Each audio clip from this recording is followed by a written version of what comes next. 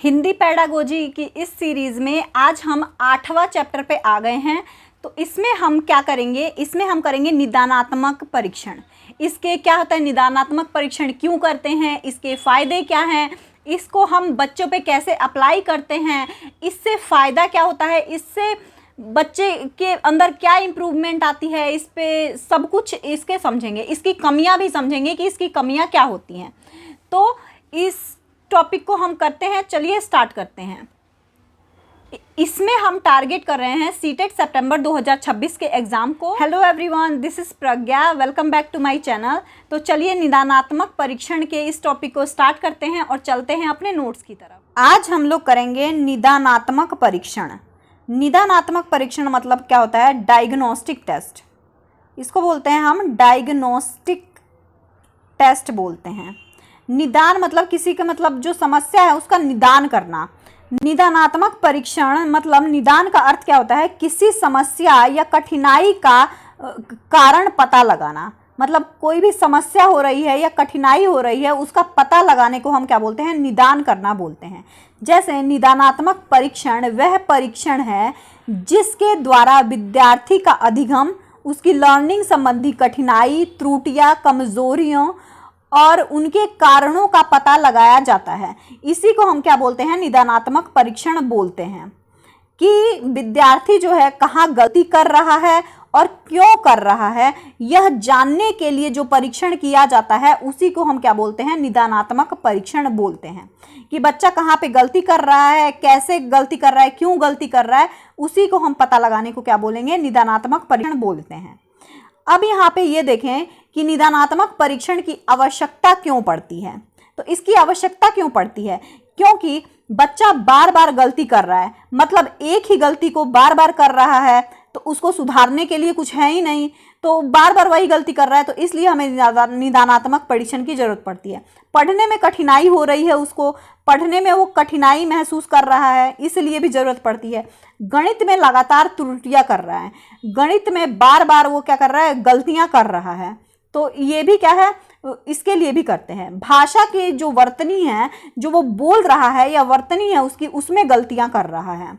कक्षा के स्तर के अनुसार प्रदर्शन नहीं कर पा रहा है, मतलब जिस क्लास में वो है उस लेवल के बच्चों के साथ या उस लेवल पे वो पढ़ाई पे उसका मतलब वो नहीं, अपने जो है परफॉर्मेंस नहीं दे पा रहा है।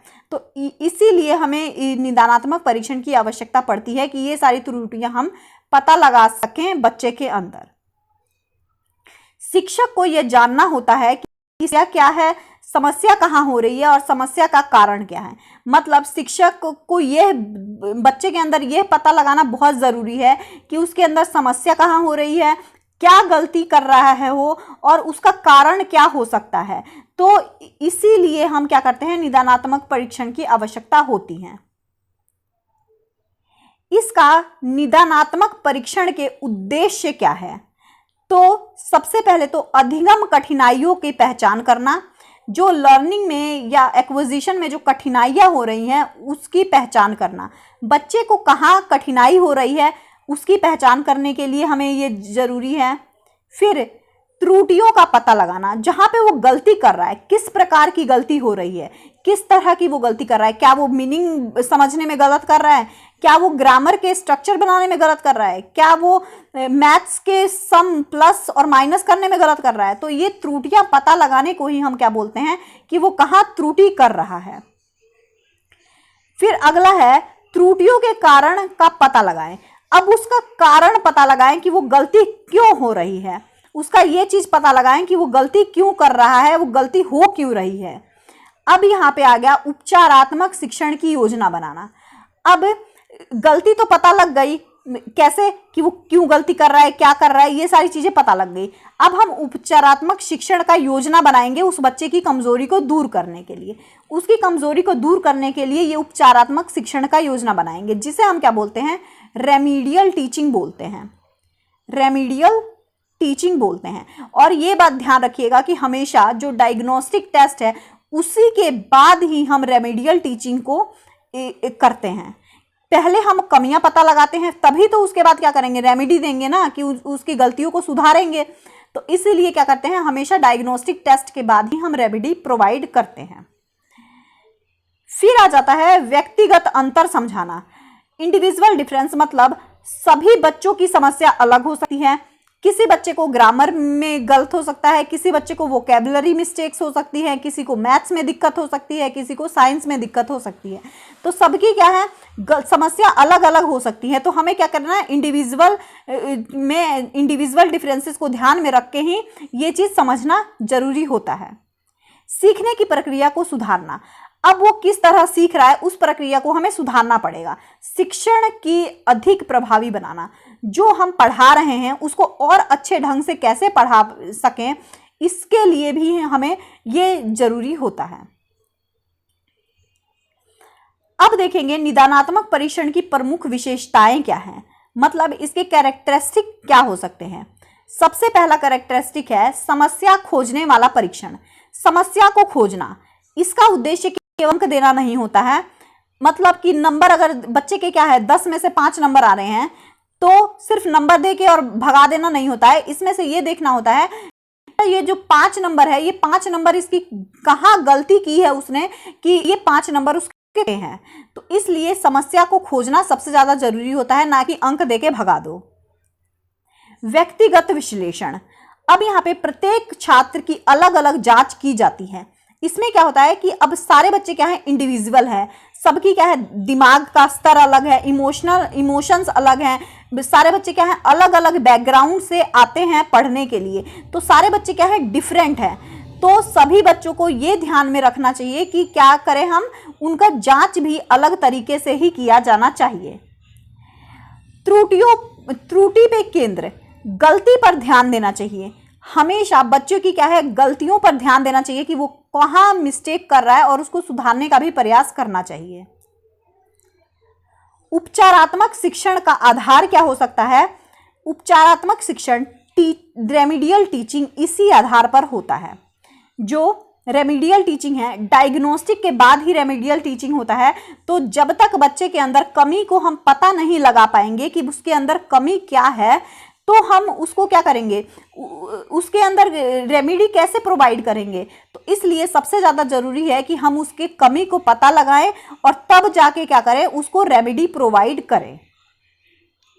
विस्तृत विश्लेषण, केवल परिणाम नहीं बल्कि कारण भी खोजें। मतलब कि केवल परिणाम या रिजल्ट नहीं दे दे, सिर्फ रिजल्ट देने से मतलब यहाँ पे नहीं है कि रिजल्ट दे दिया छुट्टी काम खत्म, नहीं। उसको क्या करें कि बच्चे को ये भी देखें कि वहाँ पे वो गलती कहाँ पे कर रहा है, उस गलती को पता लगाना भी एक तरीका हो सकता है। सुधारात्मक प्रक्रिया, सबसे आखिरी प्रक्रिया होती है सुधार करना। तो अब वो गलती पता लग गई कहाँ गलती कर रहा है, अब उसको उस उद्देश्य को छात्र सुधारे, अब उस गलती को सुधारे।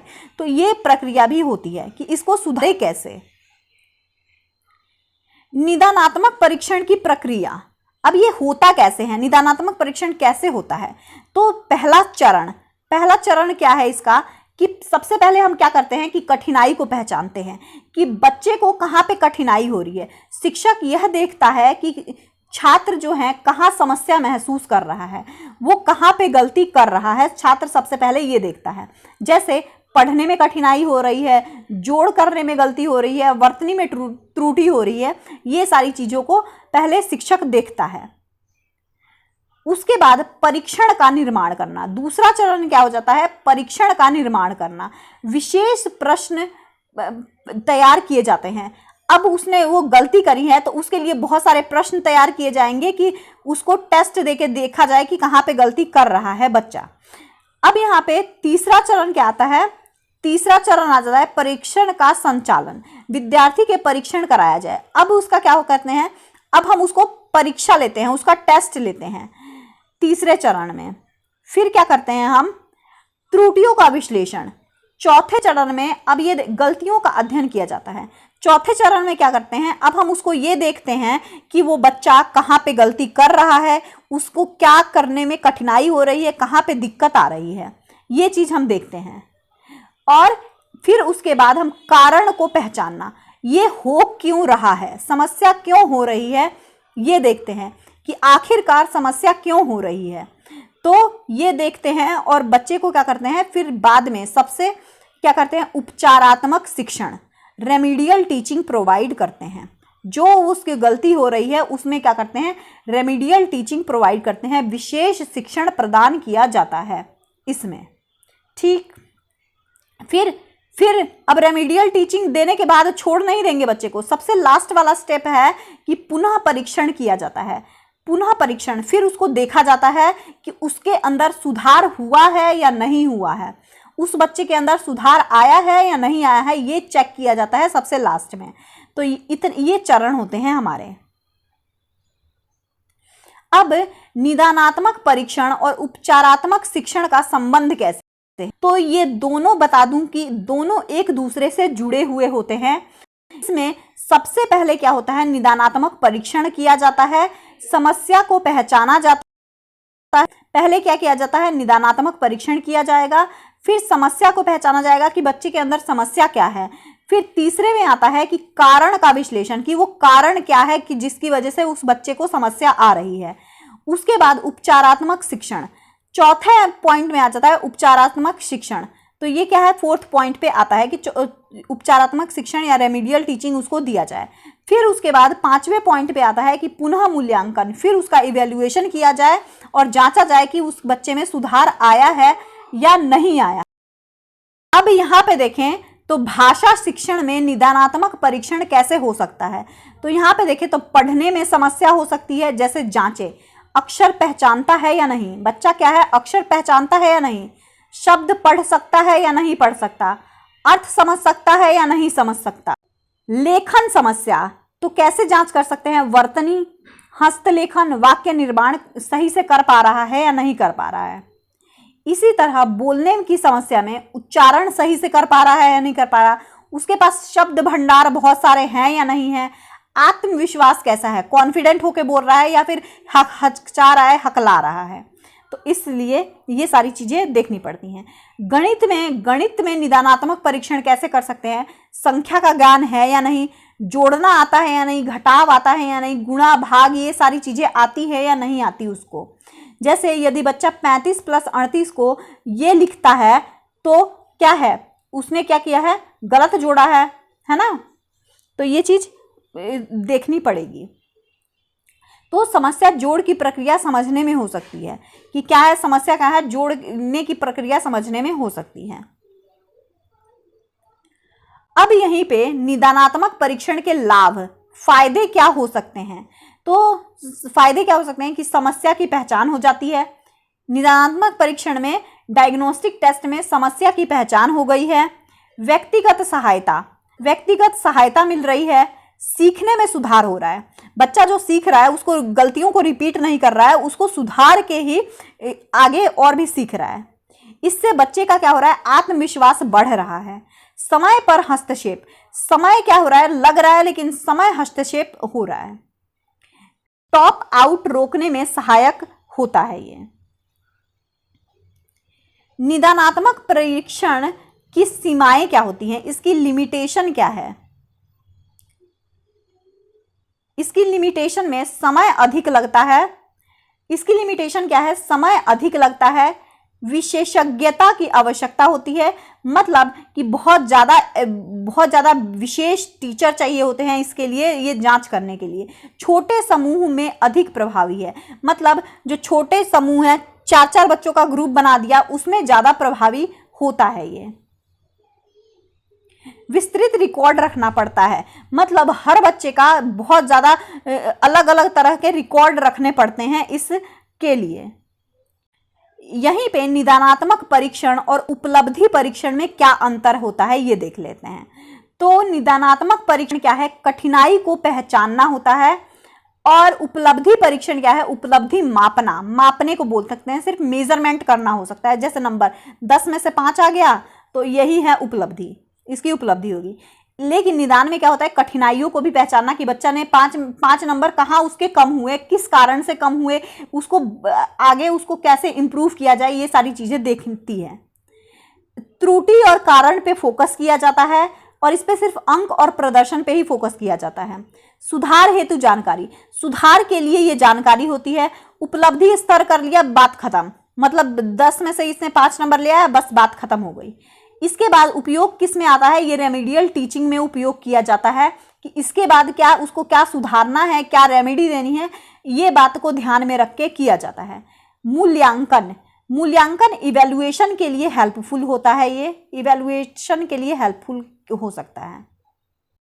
अब यहीं पे देखें डायग्नोस्टिक जैसे निदानात्मक, फॉर्मेटिव और समेटिव में अंतर क्या है।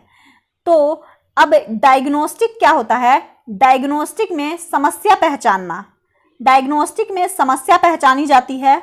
फॉर्मेटिव में सीखते समय सुधार होता है, फीडबैक के लिए होता है, ये फीडबैक के लिए होता है, फीडबैक के लिए होता है। इसमें क्या होता है,